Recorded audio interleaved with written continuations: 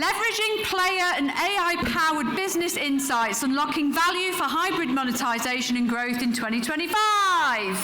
Right, well, let's get started. I'm just your humble host, so you won't be hearing too much from me, but I'm Paige Cooke, and I'm the deputy editor on PocketGamer.biz. So you may have read a few things that I've done, or interviews that I've had, and things like that on the site. But predominantly, we're here to talk to this lovely panel. First, if we could just go down the line, just if each of you want to introduce yourselves and just what it is that you do. Cool. Hi, Markus Kiukkonen. I'm the CEO and co-founder at Bitmagic. Bitmagic is a small startup with a really ambitious plan of building a next-generation usage platform utilizing AI. So essentially what we're going to build is a platform where you can create games with a single text prompt. Nice to... Hello?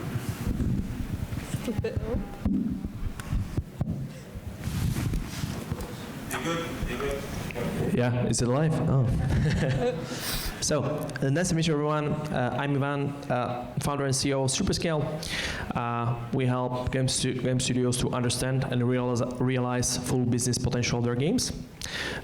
Recently, we've launched our flagship SaaS product, Super Platform, which helps to join all the financial product and marketing data in one verified data lake. And today, actually, we're launching what we call SuperScale ecosystem, which is a way how we want to help to join studios and publishers with vendors and help them to understand the added business value of some nationwide. So, thank you. Hi everyone, my name is Vykopal and I'm a producer at NOXGAMES. We are a Brno-based company making mobile games, right? Everything from casual sports games to card games or to 4X strategy turn-based games. And I'm here because we work with AdInMo, and I want to share to my fellow developers, colleagues, what you can use to improve your monetization. Hi, my name is Ondrej, and I'm here with Ivan on behalf of SuperScale, and I'm here as a product manager, and we will talk a bit more about what we do and what we achieved with these services that we will present. Hi, and I'm Pattison. I look after product and market development at AdInMo, and we're an in-game monetization platform with the focus being on in-game, so we're very much focused on developer and particularly player-friendly solutions. Traditionally, we've been involved in the IAA space, and last year we launched a product that focuses on the IAP space as well now. So we're very much a hybrid monetization business as well. So. Perfect. Thank you. So for the first bit, I want to kind of pick a few people out and just talk about a couple of separate little things, because there's lots of partnerships and collaborations going on the stage, and then we'll kind of go into some questions that's just kind of a little bit broader. So if we go to sort of Ondrej and Adam first, just can you tell us a little bit about SuperScale and AdInMo, like your collaboration and the partnership? I think there's some insights on Tiny Tower that you might be able to kind of go into. Yeah, can you just tell us a little bit about that? Yeah. So I'll kick that off. So I'll focus a little bit on what we're currently doing with SuperScale, and particularly across the game Tiny Tower. We started speaking to SuperScale towards the end of last year, with the idea being that because we have a unique position within games that isn't competitive to kind of like traditional monetization partners, the idea was, can we drive incremental and increased revenue within that game, both across IAA revenue streams and also in-app purchase conversion revenue streams as well, while at the same time not having any negative effect on player retention. We worked with their product teams over a period of time to start implementing our in-game placements within the actual fabric of the game. And we were kind of like, we were quite careful about how we went about doing it. So we were working with their teams to ensure that the players that they had within the game were very much established. So if you're a new player within the game, you go through an extensive kind of onboarding process within that game. So we didn't want to start suddenly playing around with that and putting in these in-game placements early on in the game. So we're working with them, and then as the player progresses and the player starts to establish themselves within the game, that's when we can then start to kind of play around with these new placements. So once the player is established, we have our placements in various different areas of this tower that they've built, and within that placement we have the ability to serve ads from our demand partners, and our demand partners vary across OpenRTB, kind of open market ecosystem, all the way through to large brands who we work with on a direct basis. And when the time is right, we can start to push other solutions like cross-promo ads for other games within their portfolio, and additionally, advertising messages for particular in-app purchases. So earn rewards or get rewards within the game and start to use that within the game. We were kind of leveraging our own kind of insights on our side, so our own kind of player persona data, when to show an ad for a brand partner or an OpenRTB ad versus a cross-promo ad, or an ad for in-app purchases.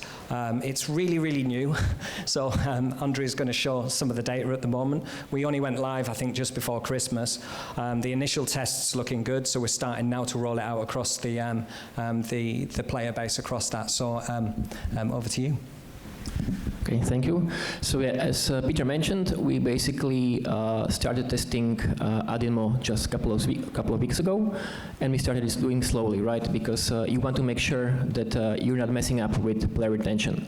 And players can be like sometimes a bit frustrated when you show them things they may be not expecting or something that's bothering them.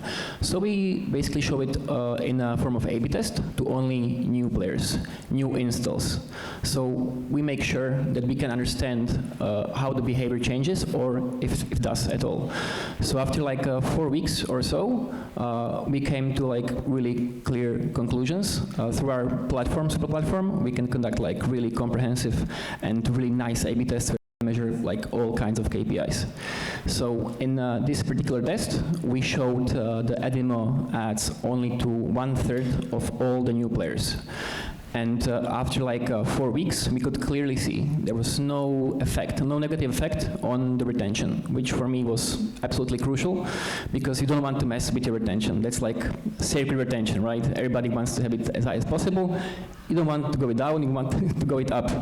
And the good thing about this, which I totally didn't expect, is that there was actual increase on D7 retention, like 4%, which I totally didn't expect. But this may be due to the fact that the ads are like really non-intrusive and they're like subtle, and it's not like shoving it into your face, because it works more like a billboard. So you can pay attention to it, but you don't have to. So this is something I haven't seen before, and I never experienced game-wise. So I think this A/B test really showed that it's safe to implement the ads and really like play with it. Also, you can basically show more than just ads, which I totally love, and it's about basically developer and what he wants to present through those billboards. So we also showed some specific in-apps, we also showed other games from our portfolio, or you can just show whatever, something funny, some picture, and it's under your control, and this is something I really like. So we also seen that once we showed like some certain in-apps in those placements, there was like around 9% increased conversion on those in-apps, which is cool. And also, like the overall ad revenue went up like 3-4%, which is super cool. So we've seen that all the KPIs were basically increased, like not in a drastic way, because this was a smaller group. However, we are rolling this out to the whole player base in upcoming weeks, and I believe that after a couple of weeks we will see like significant improvement in various KPIs. And this is something we would really love to see in this, and I can just say that I'm quite surprised with the results, and I can't wait to test more stuff on this, because it actually gives the developer the power to showcase what he wants. So besides ads, you can basically show whatever you need, and you can basically point the player attention to what you think is important. And in this way, I really like this approach. Oh, thank you. Adam, you may want to speak on this a little bit as well, because obviously there's also a partnership with NOXGAMES and what you guys have going on. You've worked on quite a few things together. Could you just tell us a little bit about maybe some key lessons that you've learned through this partnership? Yeah, and this is where I have to be careful to get my partners not mixed up. So we've worked with a few developers on this solution. So we launched this product. Well, we were working on it for the majority of 2024, and we launched it with our beta partners in about July, August. Nox was actually one of our earliest adopters of the solution, so we're really, really thankful for them. We've kind of been on a bit of a journey with them. I think we first went live with them in a game called Age of Tanks, and since then we've rolled it out across pretty much their entire portfolio, and we've got more coming in 2025, so we're really thankful for that. But because they were kind of like one of our test and learn partners earlier, we've been able to really kind of like play around with the model. So I mentioned earlier that we don't compete as an in-game partner. You don't compete with traditional kind of monetization platforms, right? Because the ads exist within the game. So we get to have a little bit of fun with it. And because you're not kind of on the hook for mediation revenues, etc. So initially, we pushed our ad monetization partners. We pushed cross-promo, so we were running ads for the other games within the NOXGAMES portfolio as well. And then we were running house ads. If you don't have fill, you've got to serve something, so we'll be running house ads. That's while we were working on our hybrid monetization in-app purchase tool. And as is the case when we started off, I think really, really early on, the Nox guys saw really a great increase in ARPDAU. So I think there was, within about a month of going live, we saw an ARPDAU increase of about 160%. And that was mainly through ad monetization, because that was the majority of the ads at the time. But we were also running cross-promo. So whenever we didn't have a paid ad for an ad on the demand side, we didn't have a paid ad, we would fill with a cross-promo ad. And off the back of that cross-promo ad, because we've introduced a really cool new click mechanic within our game that's unique to us, we found that our click-to-install rates were really, really high in the first couple of months. Now, that tailed off over a period of time, right? Because you start to churn through the user base. You can only show the ad to as many people for a certain period of time. Once that happened, we started to show less cross-promotional ads, and we started to show more IAP conversion ads. So we were starting to push starter packs within the game.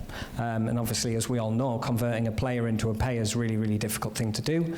But instead of having just what we would call house ads, if there wasn't a paid ad, a cross-promo ad that wasn't as converting as high anymore, the in-app purchase ads were showing. And over that period, I think we went live with that in November, December time. And over that period, I think we were contributing to around about 6% uplift in in-app conversions, in IAP conversions for that starter pack. So it's been really kind of encouraging to see, because we took a bit of a leap of faith when we were developing this product last year, and to actually see these results, I suppose, unfold upon our eyes has been really quite rewarding. So my hope is that we'll find that those findings, when we roll it out to the rest of the SuperScale player base, you'll start to see that replicated. So I hope I haven't stolen every stat there, David, but I don't know if you want to shed some further light upon the partnership or anything else you've noticed. Yeah, well, basically, as Adam said, we started work together in the past year, and we really didn't know what to expect from the collaboration, right? It's said it's a like really unique product that AdInMo sells, right? And I will just want to let you know, like, imagine how it looks like. For example, we have a sports game where you play two puppets against each other on like a cartoony background, and we naturally have in the football stadium some like banners that would show ads, right? The people that are used to watch football, you're used to seeing ads in the background. So we just use AdInMo tool to display real ads in the background, so it's completely natural to the player. He probably doesn't even know that it's actual ads. And we get all the benefits that AdInMo showcased, right? And I can only add to the testimony of Ondrej and Adam that it does not affect anything, right? We tested the AdInMo in a lot of different type of games, because we have everything from really casual games to more complex and more like premium kind of games, and we tested out via A/B test in all of those games. And as Ondrej said, it did anything, right? Even there was some positive uplift as well. I didn't really understand why that happened, but nothing negative, right? Just really unexpected outcome for us, because when we first heard about, yeah, this is a solution, you just put a banner inside of your game, and we were like a little bit cautious, like, oh, what if it messes up our attention or engagement? Players just don't like it. And eventually, even in games where we just have like real banner in front of the player, in the middle of the screen, the effect is minimal, or maybe even nothing, right?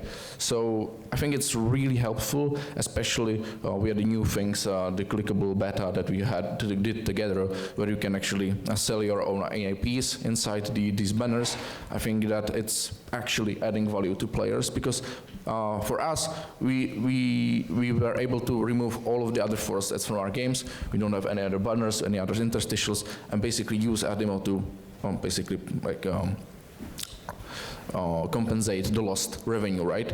So the game is better because there's no interstitials, there's no banners, and the ads that remain in are just more natural. And I think as a player, because I'm a big mobile player as well, it's just much better for the user. I would just add that maybe it's even better than classic ads, because you can also control what's being shown there, and you can promote your own stuff, which is kind of nice.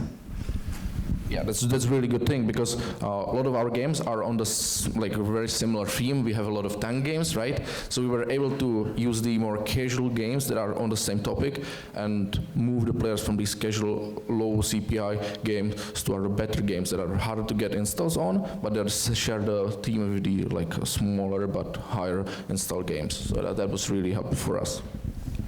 Thank you. And then coming over to this side, Markus and Ivan, if you want to talk about the partnership with Bitmagic and SuperScale. I know recently there was an award won in a Gen AI category, so let's maybe take it in the AI sort of route, how we think that space is changing, and also how it's being used in, user-generated content, which is also, really big at the moment. So yeah, good to hear a little bit about that from you guys. You want to start? Yeah, thank you. Thank you for the intro. What we realized quite quickly at SuperScale with the launch of Super Platform, our idea to have what we call the complete business analytics platform for game developers, basically joining all their data, sanitizing them, cross-checking them, so you have a context for your game business from all the parts. It's very important to get any outcomes possible. But what is also let's say, important to do. Okay, you have this data that you can trust, and you can get some, you can get some reports or graphs out of it.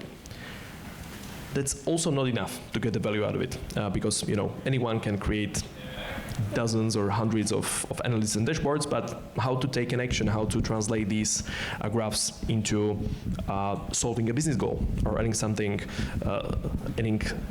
business value to the studio or to the company. This is what we try to bridge, actually, thanks to, first of all, AI, to not only basically show infinite amount of graphs, but bring quantified outcomes, or how much we expect if you do this change or implement the solution, how much you can expect business value out of it, whether it's extra profit or traction or revenue or all of those there. But basically, what was a job of a senior analyst to translate these graphs into the insights. Now we can do through the AI.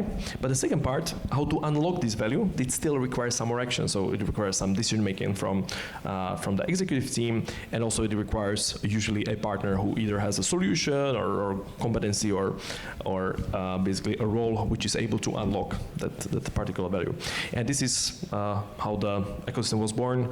We understood that game companies, especially those that are in the earlier stage, have a great product they want to get to market, or have a portfolio of games that are already making some money and want to take it to the next level. They almost struggle to choose their battles, like, hey, what kind of a problem, solution, platform should I choose to increase revenue? Everyone is claiming these awesome benefits, but how much it exactly brings to my title? Is there something that I can choose better or focus on better stuff? And and this is how the ecosystem was born. And also where it was great to get in touch with Bitmagic, which also was investigating the application of AI actually in the gameplay itself and bringing some experience on their side, and us basically helping them to focus on a product while getting these also AI-driven is our business side. So Markus. Yeah, I can continue from there. I mean, again, we're a small company. We're 12 people, so it's really, and we're trying to build something really ambitious. So for us, it's kind of like, where do we put our limited efforts, and again, finding ways to actually just focus on the game dev side, and then find the right partnership to essentially help with the scaffolding and all the and helping us to actually grow the product that we're building. And for the Game Changer 25, we're really proud of winning the competition in November. So the competition is actually hosted by Lightspeed Ventures, Nasdaq, and VentureBeat. And there was, end of last year, there was 1,100 companies participating in the competition with 5 different categories. And we won the generative AI category. And for us being coming from Helsinki, I think the one thing we're really grateful is the fact that the competition had a jury of 20 very high caliber Silicon Valley execs, and they chose the winners in each category. So for us to get the acknowledgement and validation from Silicon Valley is of course always super good, and we're really grateful for that. And really briefly I want to mention on the UCG in general, I think it's a really fascinating point at this time of in this era, in a sense that there are very well-established large UCG platforms that I'm not going to name here, but you're all very familiar with. I think it's in the next 3 to 5 years, probably it could be just 3 years. I believe there's going to be one or multiple billion-dollar new UCG platforms emerging, and this is all due to the AI revolution. I think the paradigm shift is going to be, again, fairly challenging for the established companies. We already see that there are companies like utilizing AI, but it's usually like if you have a lot of legacy data, you're going to have a thin layer of AI on top of the product. Where our point of view really is that if you want to succeed in future, you actually have to have an AI native product. And what we think as AI native product is that you actually have AI at the very center of your product and heart of the product, and the system is built ground up for the AI, and not that AI is kind of afterthought as a layer on a thin layer on top of it. So I'm really eager to go for the opportunity in the upcoming years. Thank you. I want to kind of open it up a little bit, so feel free for anyone to kind of jump in at this point. I want to sort of circle back around to what we were talking about with integrated ads, and how do you kind of learn from the player experience and make sure that it's not intrusive? And you kind of touched on this, how there'll be ads and they might not even know that because it just feels natural for them to be there. But how do you behind the scenes sort of analyze the player behavior and then where to put these ads? Where are the best places where they are going to be seen? They're also not having a negative impact on the player experience. So how does that aspect work? Well, from our side, obviously, we have quite limited exposure to what actually happens within the game, right? So we're very dependent on working very, very closely with the developer in order to find, I suppose, the optimal point of building in that placement, because getting that placement in a place that makes sense for both the developer and the player is kind of critical to what we do, but we're bringing in the other part of that equation, which is the demand. So we've got to also balance, what's going to perform well. Are we going to make money out of IAA, and are we also going to be in a position where we can help developers make money out of in-app purchases? Some of the data that we found in terms of kind of like an optimal placement for revenue generation tends to be the analysis that we've done is if you've got a higher IMDAU, so most impressions per daily active user, that tends to monetize better. But that's an interesting juxtaposition, because in order to generate the highest IMDAU, you have to have it in, I suppose, the most intrusive place within a game. So the idea, this is where our kind of account management, customer success team work very closely with developers to say, right, how do we kind of get that balance? And because it's in-game, you can build it into the fabric of the game in a really, I suppose, visual and impactful way, but it almost kind of sits there, to the point earlier that David was talking about. It kind of sits in the background. So, I mean, there are other highly impactful ad units that are incredibly intrusive for a player, right? They might perform really, really well from an eCPM and monetization point of view, but that they do so well for retention. So it is getting that balance, but I suppose now would be a good time to hear from developers who actually incorporate these ad units, so yeah. Yeah, and also think like every game is totally different, and every game needs a different approach. And you start with some kind of idea, like, okay, this could work, but in the end you need to test it out. So I don't think there is some kind of silver bullet, like, yeah, put it here and it will work. We don't know really, and nobody knows unless you try it and you test it. So for example, in Time Tower, which is like a 15-year-old OG game that still has great numbers, huge community. The game is about building a huge tower, and on each tower, in the tower you have like floors, and you need to build each floor, and that's like your retail floor that earns you money or whatnot. And in the case of AdInMo, we want to have the possibility that the player will actually build his like marketing department or whatever you call it, and make it feel like players actually want this, and this floor will act like your some sort of like agency that pays you out some in-game coin. So we actually turn it upside down, and we want to make player to have this and benefit from this like through in-game currency, and make it look totally like real and part of the game. So this, but this of course depends on the game you have, and you need to be creative and you need to really test this out. Yeah, I'm just gonna add a little bit to this, to the fact that like, I think the most important part is that the team that works on the game knows the game and knows the audience and knows what they can basically do to the game and still remain on the target that the game had, right?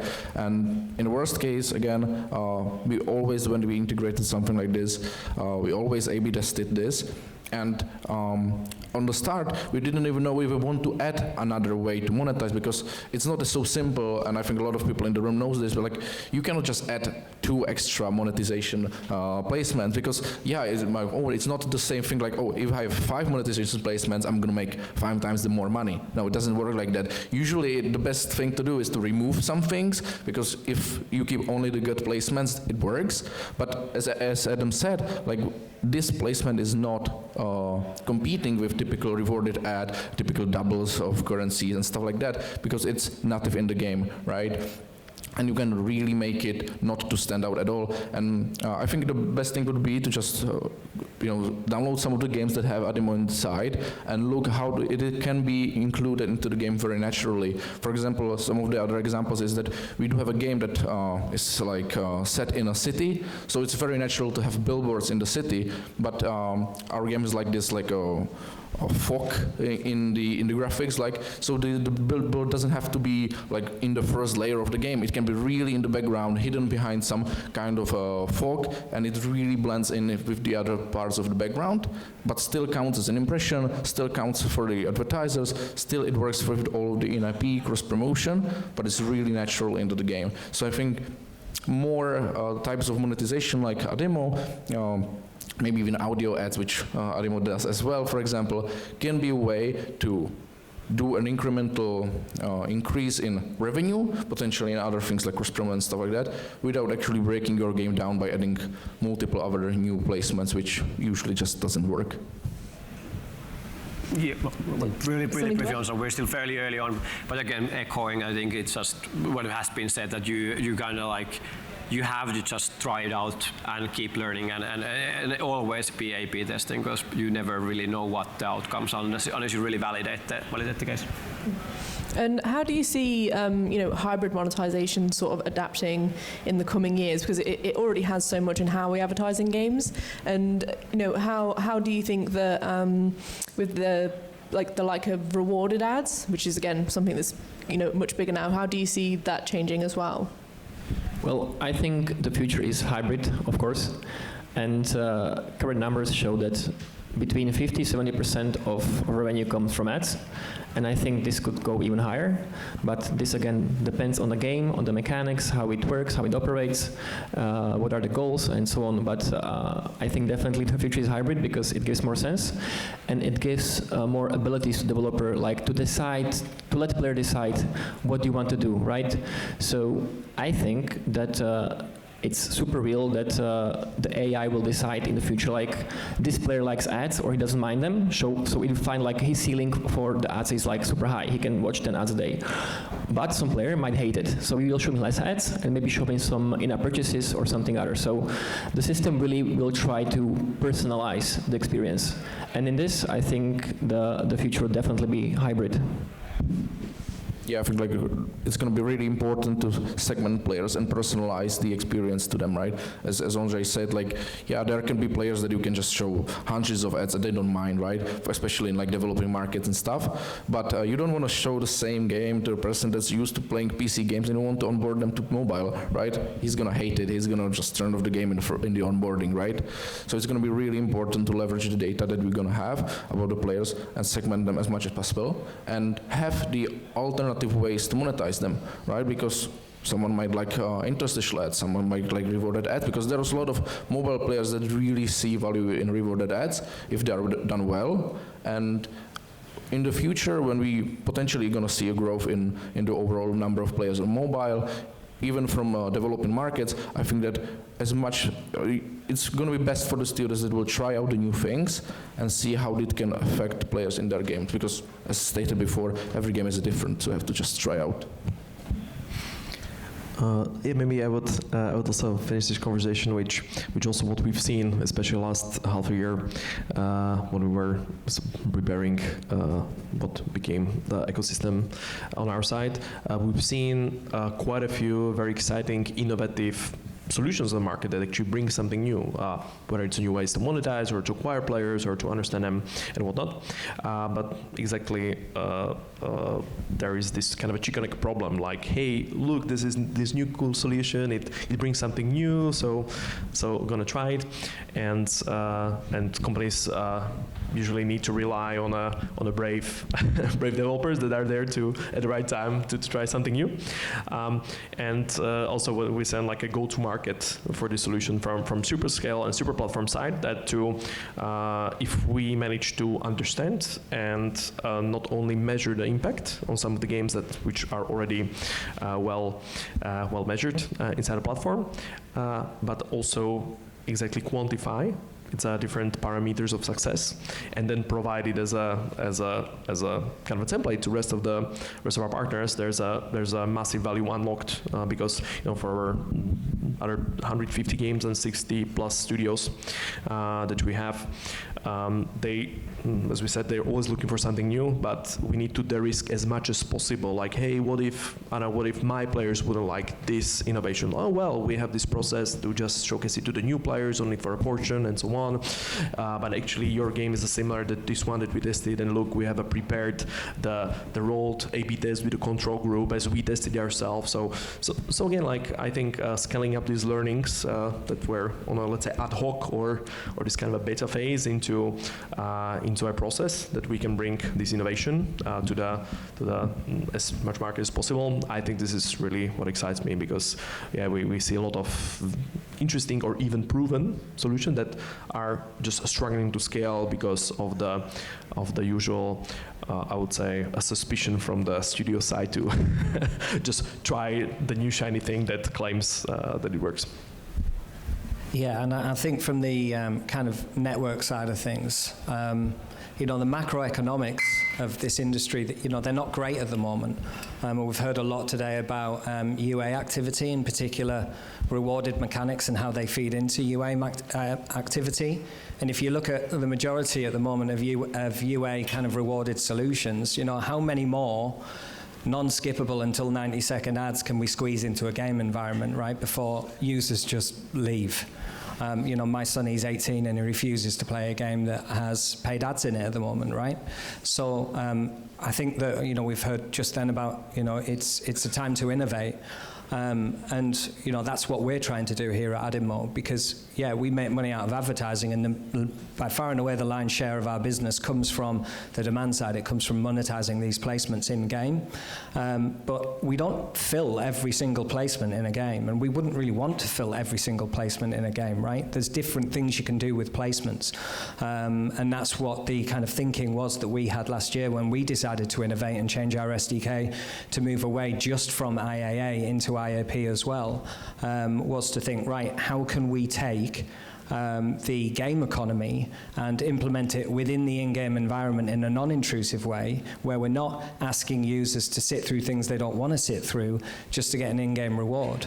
And it's really been good to hear today from developers as well. Like, we've rolled that out, developers have adopted it, and developers are really enjoying it. So yeah, the time is now to innovate, because we can't just as an industry keep doing what we've been doing for the last decade or so. How old is your son? He's 18. Yeah, because that's interesting that there are some players who totally hate ads and they never would play a game like this. But there are some players, we've seen games that if you play it, you just can't play the game because like every 2 to 3 minutes there's like interstitial ad and you just really can't play it. And the game has like huge numbers, huge daily active users, and they play it and it shows results. So I think it will be interesting to identify like what player type are you and what should we show you, because this is interesting and like it's hard to identify those player types. We'll leave some time at the end for Q&A, so have a little think if there are any questions, but just while people are thinking, what advice would you offer to maybe smaller studios who are looking at how they tackle, you know, their monetization methods and maybe looking into hybrid monetization, you know, looking away from some of the more, you know, traditional sort of ways that you do? Like I said, if you've got an 18-year-old son who just won't even look at a certain game because it's got a certain type of ad in it, what advice would you offer to, like I said, smaller studios who are looking at, you know, a hybrid method? Like from my point of view, like if you're a smaller studio, you need every single penny of revenue, and you should look for options how to achieve it. Yeah, that's kind of the point, right? Yeah, like every small studio here kind of knows this, right? Every penny counts, every dollar counts, but you should stay away from what I said before. Is that just, oh yeah, we have these 10 solutions, let's put all of them in. Don't care what they do, it's gonna work. No, it won't, right? You have to test it, but yeah. Although some of the solutions might, you know, not give you 50% increase in your revenue, they still count towards the complete number, right? And as Ondrej said, like every penny counts, and like I think that into the future, more similar solutions, more like innovative, disruptive solutions like AdInMo will be coming in, and I think it's good for even the small teams, because it's really simple to integrate things like these, to try them out, see how they work for you, and eventually just pick the best ones that you see and like double down on them, right? Try to optimize them, because just having 15 different placements won't cut it. Just quickly adding, I mean, from my point of view, especially smaller companies, I think just be very, like again, as been mentioned here, always be testing, always be validating, but then be mindful, especially in the domain of monetization, you might need quite a lot of users to actually have results that you can validate and have a conviction in the results. So then be very mindful of how many things you test actually at the same time. And as mentioned, there's a lot of solutions, but you have to be kind of take your time to actually go through them, as you can't really put, as mentioned, like a lot of things at the same time and just hope for the best. Thank you. Are there any questions? I can go for more, but I just want to make sure we get to audience questions just in case there are any. No? I'm happy to ask another one if we've got time. Yeah, because I kind of wanted to come back to what you said about AI, because obviously we've talked a lot about hybrid methods and, you know, how things are changing, and you mentioned about, you know, AI tools and how you think that that's going to be big, and again, kind of keeping in looks with, you know, smaller studios as well. How do they look at these AI tools that are being developed, and how obviously they're being incorporated a lot more? Is it something that people need to be like looking at right away? Is it not? What do you think of the future of that is looking like? Yeah, I can start. I mean, I think, well, again, starting from the very broad picture, do think that everyone should be looking into AI tooling. I mean, it's in a way non-brainer. I think AI is going to change every single profession there is, but at the same time, it's a tool. I start seeing every once in a while all kinds of small mistakes or things like you cannot just trust AI to fix everything and do everything for you. I think it's, again, you should think it as a tool. So always like validate what you're doing with the tool and actually just like don't just blindly trust into the tools themselves. But I think like in all these very problems, like definitely like start learning, whether it's individual profession or as a company, embracing AI. From our point of view, it's essentially every part of the company uses AI, however they see best fit for the role or need. Yes, maybe I would also add one thing that's, I think Markus put it very well, the way how you look at adopting AI, it's in two things. One thing is you have already existing product, existing processes, existing like legacy data sets, where you should be looking at it, there's a lot of value to be laid on top of it, but still it'll be a layer on top. It will be something that you need to take into account the limitation of your current products, of your current data sets, of your current way how your company works and so on. The other way, and I think this is also what I think Bitmagic is proving on the market. If you start completely new product, new company already with heavily how do I use the Gen AI to get some edge on whatever everyone else is doing last 10-50 years, I think that we're going to a very interesting uncharted territory, which we'll see the results in the following years, because right now these things are able to spin out. So, but in a general terms, I think both of them needs to happen, getting more, squeezing every single way of efficiency and dollar in this tight environment from existing product. But on the new ones, I also 100% agree that those who want to stay relevant 2, 3, 4, 5 years from now need to start figuring it out from the new products right now. Yeah, I think like small teams especially, right?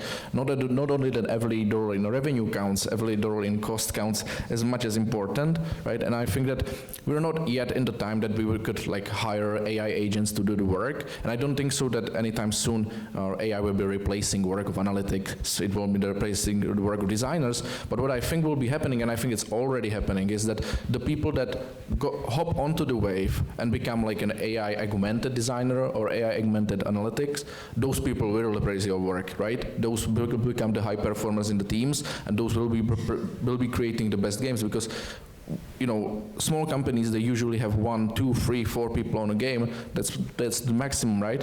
And if you have this small of a man-force, you're just not able to, you know, check every corner, check every possible improvement to the game. But especially in the analytics, if one person can, you know, analyze the whole game just in like one person, it's incredible what they can do, because they can potentially handle more games and help the studio grow just in a really small team. So it's going to be really important to watch out for platforms that help you, you know, analyze your data and potentially showcase you, okay, this is the area that you should focus on, and then the person can focus only on that area, not on all of the other 30 areas that he could normally focus, and potentially, you know, just waste his time doing something that just doesn't have the value. So I think that the AI will be really helping, and it's already helping. I'm really proud for our team, because I think that we are using AI every day for almost everything, but it's good to try to integrate, and I think the small teams have the advantage that they can integrate AI really simply. I think that it's much harder in like large corporations, because there are like really rigid processes set already, and it's hard to, you know, integrate AI into that. But in smaller teams, go for it, try it out for you, and try out new platforms, not only integrations to the games, but for example platforms from SuperScale and stuff like that, because I think it can help a lot to every small studio. Perfect, that's perfect. I think we're at time. Yeah, we are. Amazing. Thank you so much, guys.